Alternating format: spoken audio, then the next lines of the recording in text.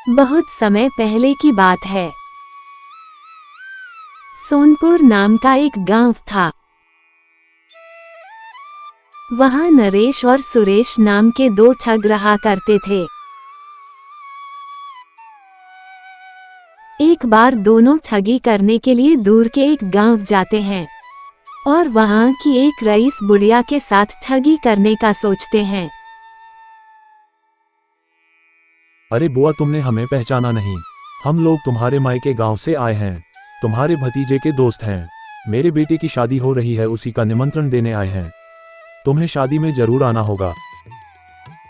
नरेश और सुरेश को अपने मायके गांव से आया जानकर बुढ़िया खुश हो जाती है और उन्हें सोने की थाली में खाना खिलाती है। खाना खाकर नरेश और सुरेश थाली धोने के लिए कुआं के पास जाते हैं और मौका पाते ही सोने की थाली को अपने अपने कपड़ों में छुपा लेते हैं। बुआ, जब हम लोग थाली धो रहे थे तभी एक बड़ा सा बंदर उछलकर हमारे पास आ गया और हम लोग डर गए, जिससे हमारे हाथ से थाली छूटकर कुएं में गिर गया। कोई बात नहीं बेटा, जब कुएं का पानी कम हो जाएगा तो मैं थाली को कुएं से निकलवा लूंगी।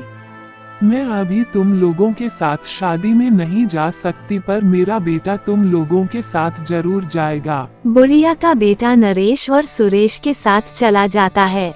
उसने नरेश और सुरेश को कपड़े में सोने की थाली छुपाते हुए देख लिया था, इसलिए उन दोनों को सबक सिखाने की सोच रहा था। अरे भाई, हम लोग तो गरीब हैं, हमारे पास पैसे नहीं हैं, पर तुम तो अमीर हो।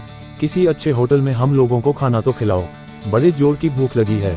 हाँ भाई, क्यों नहीं। इस गांव में मेरे जान पहचान वाले रहते हैं, मैं अभी उनसे बात करके आता हूँ। तब तक तुम लोग यहीं रुको। ऐसा कहकर बुढ़िया का बेटा वहां से चला जाता है।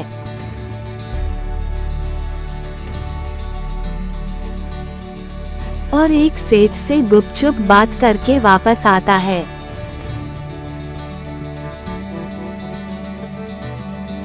फिर नरेश और सुरेश को अपने साथ लेकर सेठ जी के पास जाता है। सेठ जी से पैसे लेकर बुढ़िया का बेटा नरेश और सुरेश से कहता है, भाई मुझे एक काम याद आ गया, मैं अभी उसे पूरा करके थोड़ी देर में आ जाऊंगा। तब तक तुम लोगों के खाने पीने का बंदोबस्त ये सेठ जी करेंगे।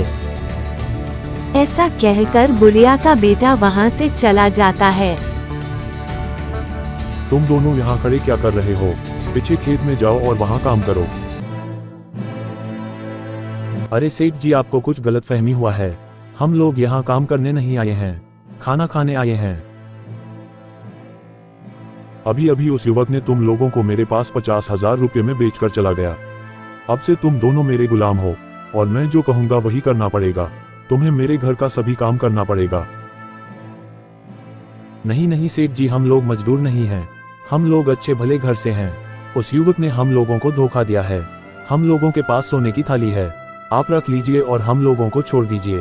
तुम्हारे सोने की थाली से मेरे नुकसान की भरपाई नहीं हो पाएगी, इसलिए मैं अपना नौकर तुम लोगों के साथ भेज रहा हूँ, बाकी पैसा उसको दे देना। सेठ जी अपने नौकर को नरेश और सुरेश के साथ भेज देते हैं। उधर बुढ़िया का बेटा एक मिठाई वाले की दुकान पर जा पहुंचता है और मिठाई खाना शुरू कर देता है। मिठाई की दुकान पर एक लड़का बैठा था, वह बोलता है, अगर मिठाई खाना है तो दाम देना पड़ेगा। बेटा, मेरा नाम मक्खी है, मैं तुम्हारे पिताजी का दोस्त हूँ। जाकर अपने पिताजी को कहो कि मक्खी मिठाई खा रहा है, वह कुछ नहीं बोलेंगे। पिताजी, मक्खी मिठाई खा रहा है। अरे बेटा, मक्खी तो मिठाई खाता ही है, जाओ चुपचाप बैठो दुकान पर। बुढ़िया का बेटा पेट भर कर मिठाई खाता है और बहुत सारा मिठाई कपड़े में बांध कर ले जाता है। मिठाई वाला जब दुकान पर आता है तब लड़का उसे सारी बात बताता है। मिठाई वाला समझ जाता है कि जरूर यह आदमी कोई ठग है और उसको पकड़ने के लिए निकल पड़ता है। बुढ़िया का बेटा नदी किनारे आकर मिठाई खाने लगता है। तभी वहां पर राजा का एक नौकर कपड़ा धोने के लिए नदी किनारे आता है। अरे भाई, तुम कौन हो और ये क्या खा रहे हो? भैया, मैं ये जादुई मिठाई खा रहा हूँ। इस मिठाई को खा लेने के बाद कितना भी काम करो शरीर में थकान नहीं होता है। अरे भाई, ये जादुई मिठाई कहाँ मिलेगी? मुझे भी खाना है। दिन भर कपड़ा धो धोकर मेरे बदन का बुरा हाल हो जाता है। मेरे जैसे काम करने वाले लोगों को इस जादुई मिठाई की सख्त जरूरत है। उस पहाड़ी के पीछे एक साधु बाबा रहते हैं, वही देते हैं ये जादुई मिठाई। आप भी साधु बाबा के पास चले जाए और यह जादुई मिठाई ले आइए। ठीक है भाई, मैं अभी जाता हूँ, और जब तक मैं ना जाऊँ तब तक मेरे इस सभी कीमती कपड़े का ध्यान आप ही रखना। हाँ, बहुत ही कीमती कपड़े हैं जो राजा के हैं। इसे धोने के लिए लाया हूँ। मैं मिठाई लेकर बहुत जल्दी वापस लौट आऊंगा। ऐसा कहकर राजा का नौकर वहां से चला जाता है और उसके जाते ही बुढ़िया का बेटा उसके सभी कपड़े लेकर वहां से भाग जाता है। कुछ समय बाद राजा का नौकर वापस नदी किनारे आता है। वहाँ पर कोई साधु नहीं मिला और यहाँ पर यह आदमी और मेरे कपड़े गायब हैं।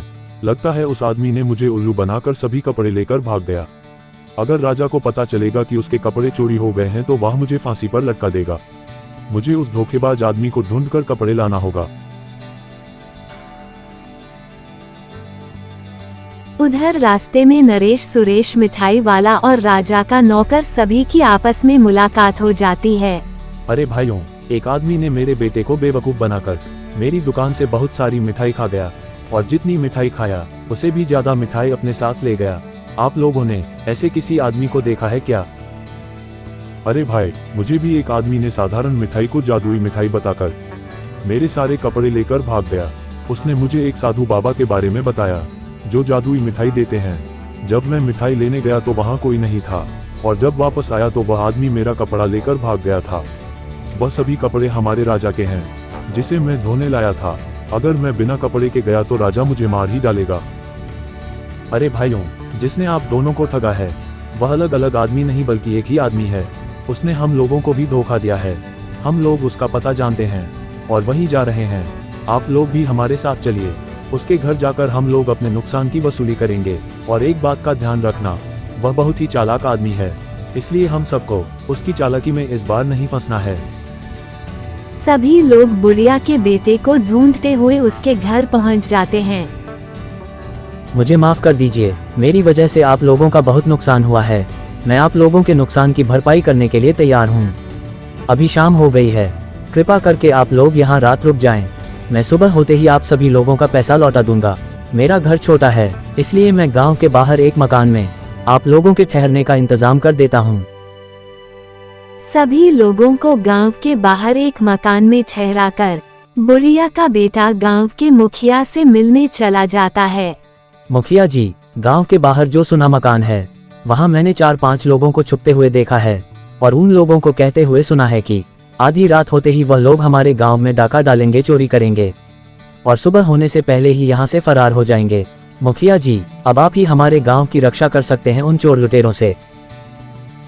जब नरेश, सुरेश, मिठाई वाला और राजा के नौकर ने देखा कि बुढ़िया का बेटा गांव वालों को साथ लेकर आ रहा है और चिल्लाते हुए कह रहा है कि पकड़ो पकड़ो, हमारे गांव में चोर घुस आए हैं, तब वो लोग समझ गए कि बुढ़िया के बेटे ने सबको फिर से धोखा दिया है और वे लोग अपनी अपनी जान बचाकर वहां से भाग निकले। अरे भाई, हम लोग तो छोटे मोटे ठग हैं। असली ठग तो वह बुढ़िया का बेटा है। ठगों का ठग, महाठग, ठगराज।